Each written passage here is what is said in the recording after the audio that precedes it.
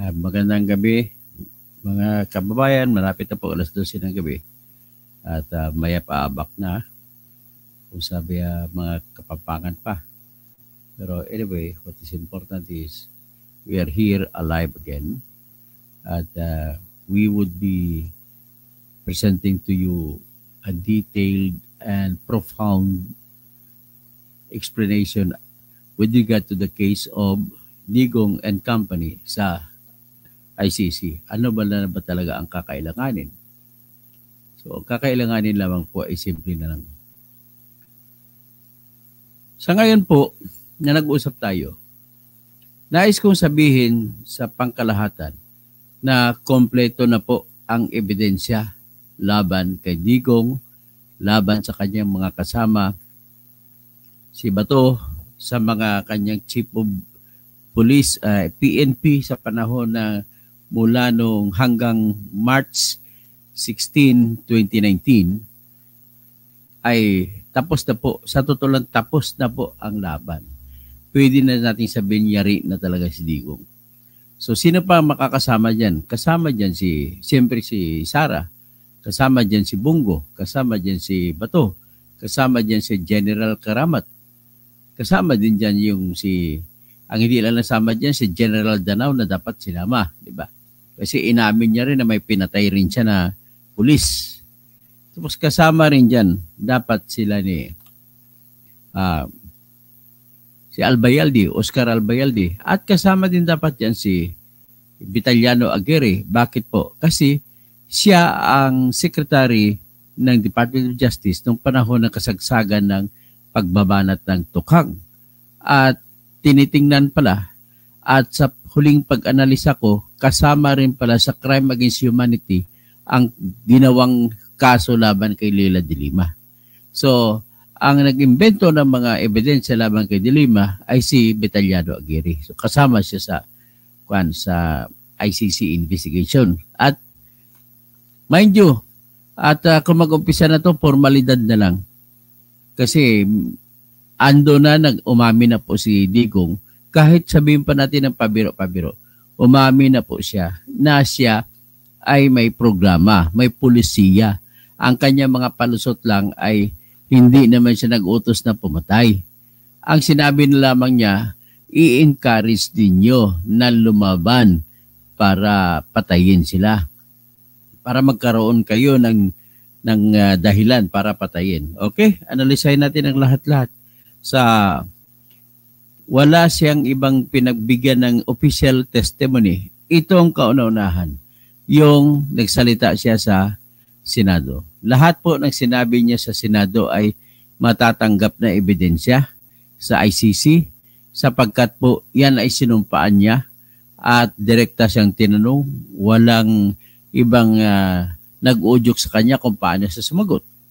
So in other words, lahat po ng sinabi ni Duterte doon ay magagamit ng ICC kung ang pag-usapan lamang ay mayroon bang probable cause, na mayroon bang prima facie evidence na siya nga ay nagkasala sa ICC sa crime against humanity. All right. Bago natin i-presenta mo natin yung ginawa kong presentasyon. So, yan na si Digong ngayon. Ito ang buod ng ating i-discuss ngayon. Sabi ko, yari na si Digong. Kukunin na ng ICC ang lahat ng pag-amin, ebidensya ng pag-amin ni PRRD. Mga ebidensya ng pagpatay na nakasumiti na po sa Supreme Court, nakasumiti rin sa House Quadcom Committee, nakasumiti rin sa Senate Committee.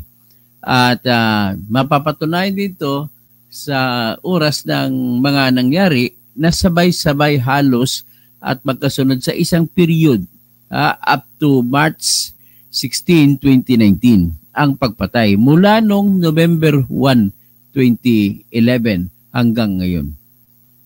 Noong panahon naman ng November 2011 ay noong panahon na mayor siya ng Davao City. Kasama po yun sa kaso niya sa International Criminal Court. So ngayon, ang pattern naman pagpatay sa Davao City ay pareho ng pattern sa kabuuang bansa. Kaya hindi na mahihirapan ang mga abogado na magpipresenta ng ebidensya laban kay Digong Duterte. Kaya naisipan ko, kung hindi lang ako na-disbar, nabasa ko yung imbitasyon ng International Criminal Court na nag-invite na kung sino ang gusto mag-apply na magiging abogado sa International Criminal Court. So tinignan ko na nga yung application form. So ngayon, kung mag-apply ako, baka bagsak ako kasi na-disbar ako sa Pilipinas. Pero anyway, ina-announce ko lang sa inyo na nakita ko sa ngayon ay nag-iimbita ang International Criminal Court ng mga abogado sa buong mundo na kung sino ang gusto mag-apply na magiging abogado doon sa International Criminal Court. So, yan po ang, kung ako yung mag-apply at matanggap, subukan ko mag-apply. At kung matanggap ako, malamang ako yung magpo-prosecute kay Digong Duterte. So, ganun po yun ang mangyari. So, anyway, ipapakita ko lang sa inyo itong list of admission criteria. Para makita nyo lang na nagsasabi ako na may balak talaga ako mag-apply sa college, sa International Criminal Court, na doon ako magpa-practice ng pagiging abogado. So, tingnan nyo muna. So, ito yan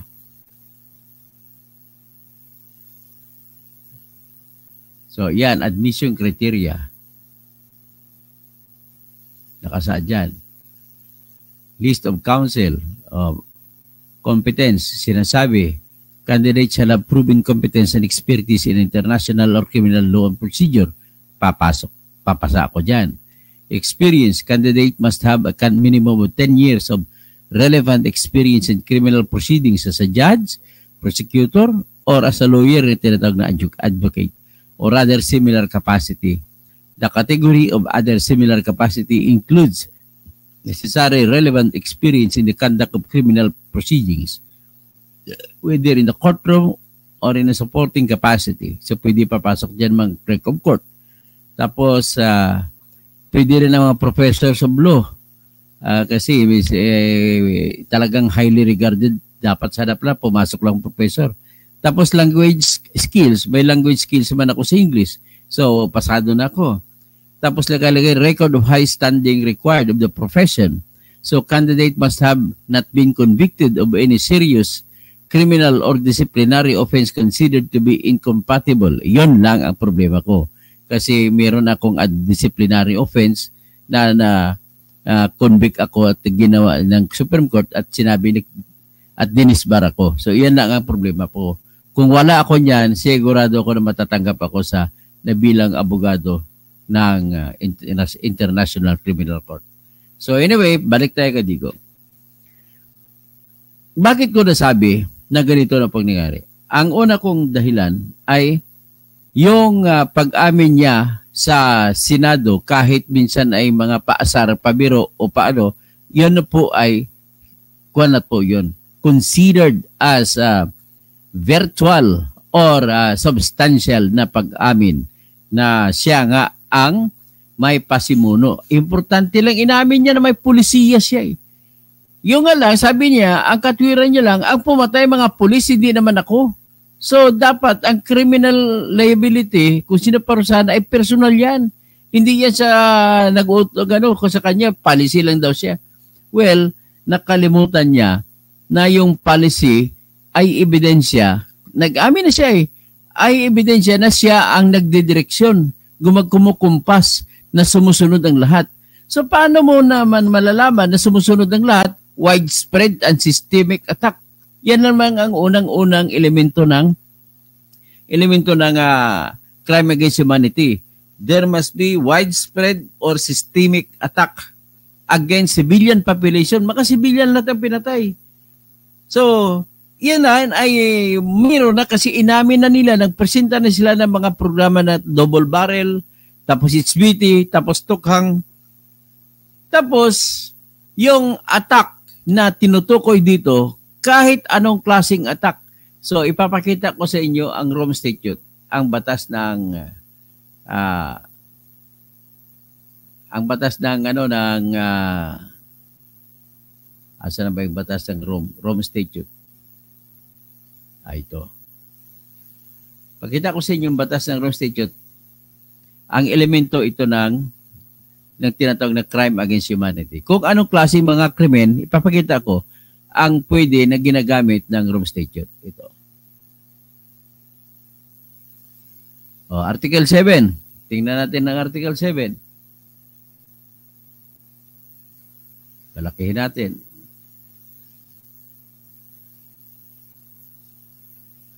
Okay.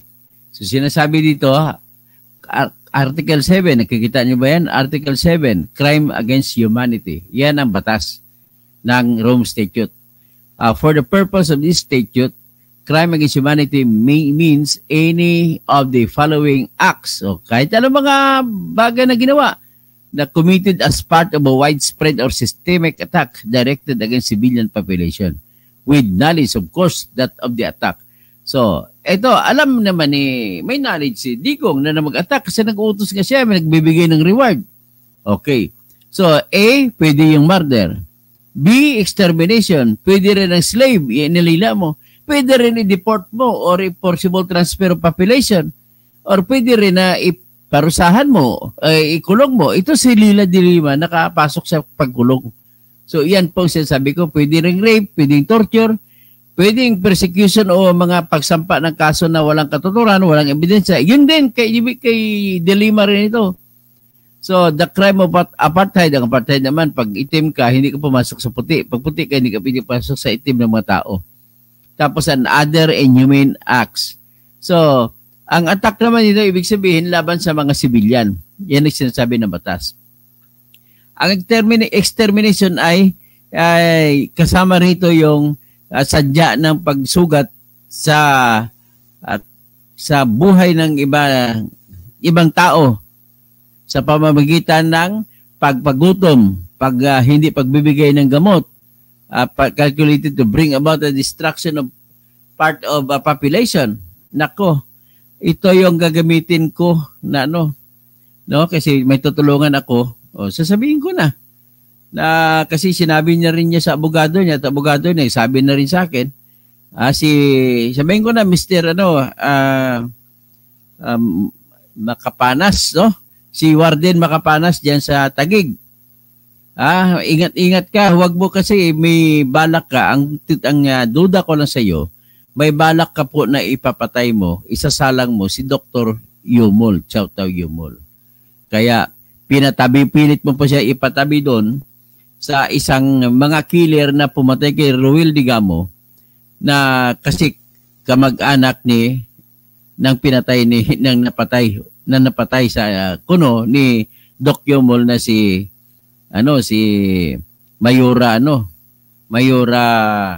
Purigay, Rose Purigay.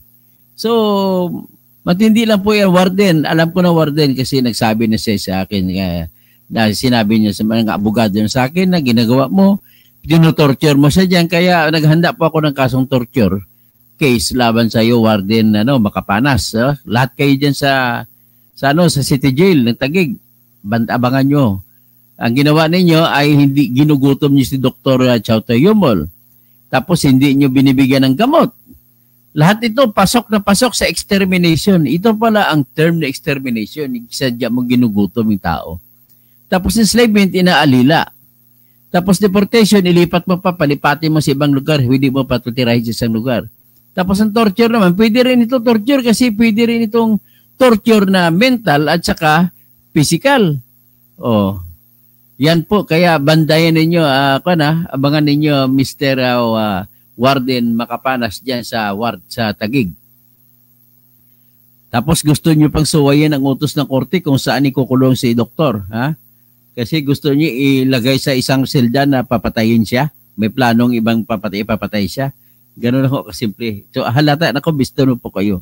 So balik tayo dito kay Digong Duterte. Ang klaro nitong unang elemento sinabi ko ay may systematic, widespread, malawakang pag-atake. Ang paggamit ng pag-atake ay sa pamamagitan ng pagpatay. At patungkol kay Leila de Lima, sa pamamagitan ng pag-persecute na hindi makatotohanan ng mga akusasyon at ikinulong siya dahil sa persecution ito. So, masasama ang kaso ni Leila de Lima sa crime against humanity laban kay Digong Duterte. So, ngayon, isa pang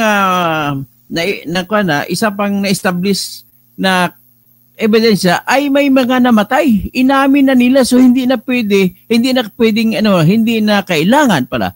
kailangan dadalhin pa ang mga pamilya at mga certificate of death ng lahat na pinatay dito sa war on drugs, padadalhin doon sa Netherlands. Hindi na kailangan kasi inamin na. Tapos sa hearing sa Senate, inamin na din ni Digong na may polisiya sila na Oplan HBT at saka Tokhang. Yan naman nagresulta sa mga sabay-sabay na pagpatayin sa buong Pilipinas, hindi lang sa isang lugar, buong Pilipinas. So, imaginein mo nangyayari sa buong Pilipinas. Ibig sabihin yan po, Pastor Rodi Rabi, hindi po pwede mangyari yan kung Manila lang.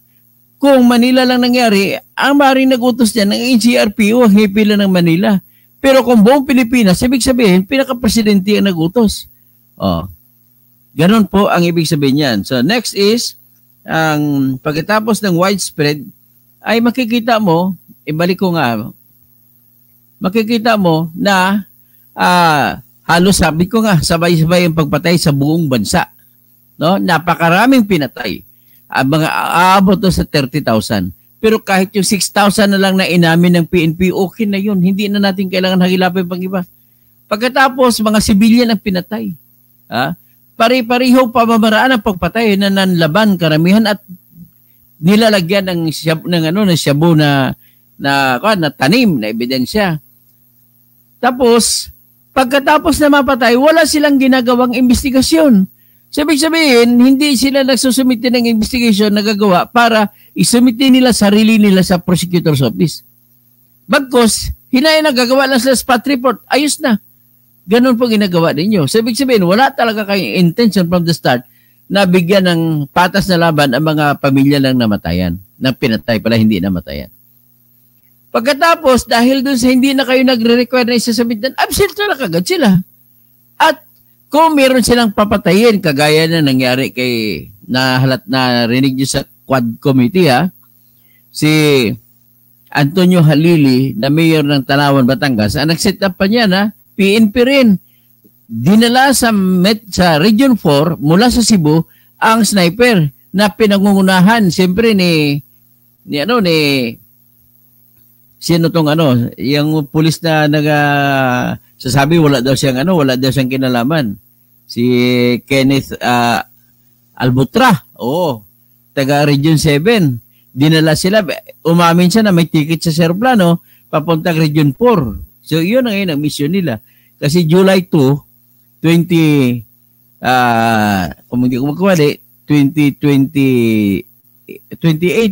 or 2019 pinatay si Anthony, titingnan natin si Antonio Halili. Tapos, bakit binilhan ng ticket ito si Albutra papuntang Manila, papunta siya ng Region 4, ang assignment inamin niya. So meron siya doon tapos binalik siya pagkatapos mapatay tao. Grabe kayo. Wala kayong kaluluwa. O yan, sariwain natin ang senaryo nung bago pinatay siya, bago siya ini-sniper. Yan, mag-share screen muna tayo.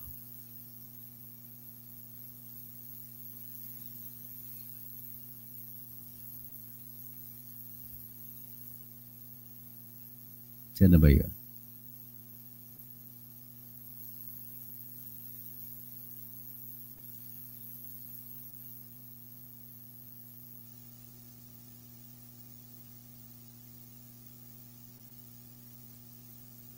Hinahanap ko lang Saan na ba yun? Saan nalagay ko na kanina? Ba't hindi ko na nakita?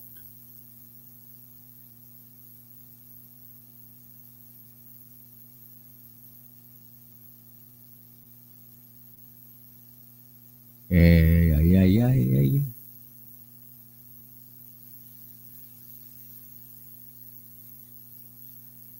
So anyway, gusto ko sana sariwain yun, pero hindi ko na makita. Sana ba yun? Sana ko nilagay.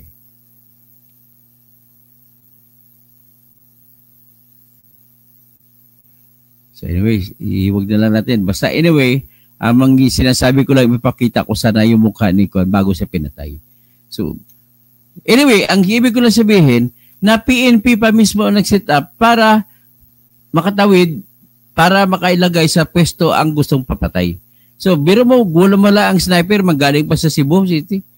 So, pinamasahian pa, nilipat pa, ginawa pa ng official communication, at pagtapos malipat, ibalik na naman doon. Ganon din ginawa kay Leonardo eh. Dilipat din siya sa Davao.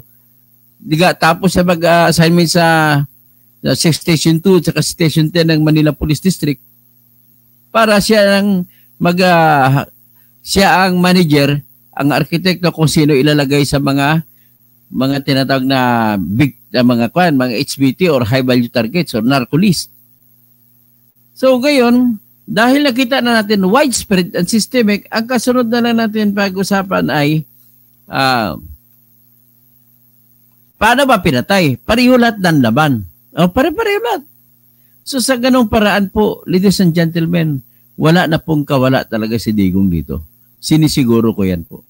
Kaya nga, ini-estimate ko, mapadali kasi ang gagawin lamang nito ng ICC, hindi na sila mag-imbestiga.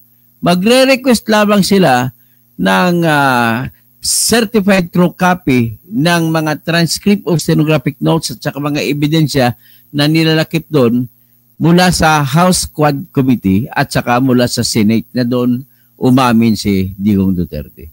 So, yan lamang po ang ang kita kaya soon you can say Digong, goodbye. Ganoon lang po makikita niyo sa bandang huli. So, Mary Jane Sidano, magaling din ito si Attorney Engineer Tutok for Senator.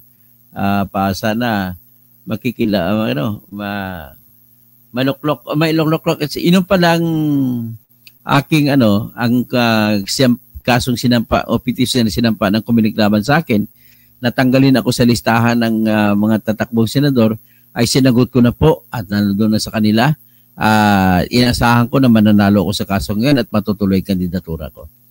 So, Jovito Carocan, watching from England, Mary Jane Sidano, at tapos LB Janday, tapos si Rodi Santos, Josepa Celestino Garfield, mapayapa ang ating gabi. So Cesar Irarte, hanggang nandyan sa tabi ni PBBM sila, Guevara, Bersamin, Remulla, hindi makukuha ng ICC. Hindi na kailangan yan, hindi importante yan. Basta importante, papalabasan siya ng warrant.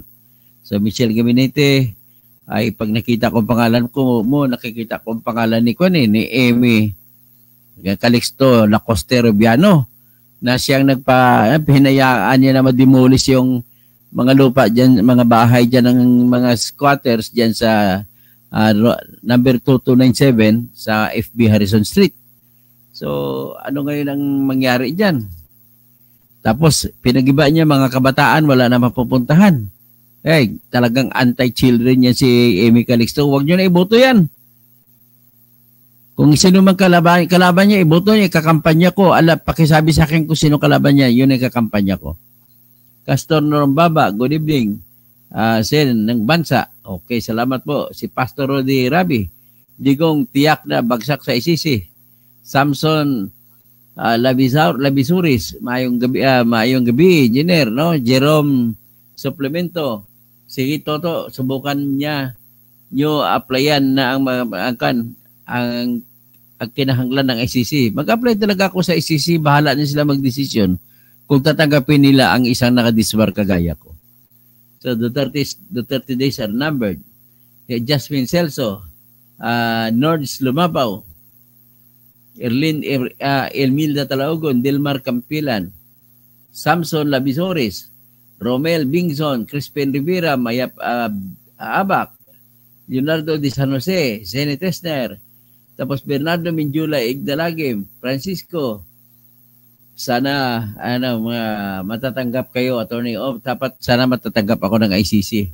Bernardo Minjula, Boy Tisoy, Janet T, tapos si Nonoy Sinisa, Pastor Raila Ule, Manuel Canoga, Gilira Jr., Canonigo Gilliera Jr., Archie Abad, tapos Agustina Morales, Imelda Cruz, Roel Cagapay, tapos sino pa, Pastora Raila, Russell Zita, sino pa, leader, Really Asistio, Ronnie 0143, Jimmy Ariupagita. Okay, so yan ang lahat ng natawag ko, ha. Sino pa bang panghuling tawag? Si Narciso Soria. Okay, ini kasi Soria pala. Cesar Balmaceda, Arlene Ralias, nakahabol po ako, attorney. Sige. Si Arlene, kumusta naman? Nakita kami ni Arlene doon sa doon sa Holiday Inn, Hong Kong, sa 3 Mile Island. Ed Dabin, hi po, ituloy niyo po yung pagtulong sa mga batang nagmahirap. Opo, ituloy natin yan. Cesar Balmaceda, good evening, good morning na pala. So, si Francisco, kaysa ilagay nyo si Villar, at ako na lang ilagay nyo. So ngayon, nais ko rin sabihin na maliban sa Bunyog, may pagpipilian kayo, may kaibigan din ako na mayroon sila mga puro katutubo naman. Ang grupo naman na si Attorney Hill Valera, isang tapnad siya sa bar exam, ay sila sa grupo nila ng Ako'y Pilipino, puro mga katutubo yan. Tapos meron din akong kaibigan na magaling din, at kung ayaw nyo bumuton Bunyog, pwede i-considera nyo yung Ahon Mahirap. Pero siyempre, Bunyog tayo. Mountain Dew. Okay, Mary Jane Desidano. O hanggang dyan na muna at maraming salamat po at magandang umaga po sa lahat. At magandang umaga, Digong Duterte. Ikaw, hindi ka na sisikatan ng araw. Bukas, isang bala ka lang. Ay, akala ko pag Fernando po na style,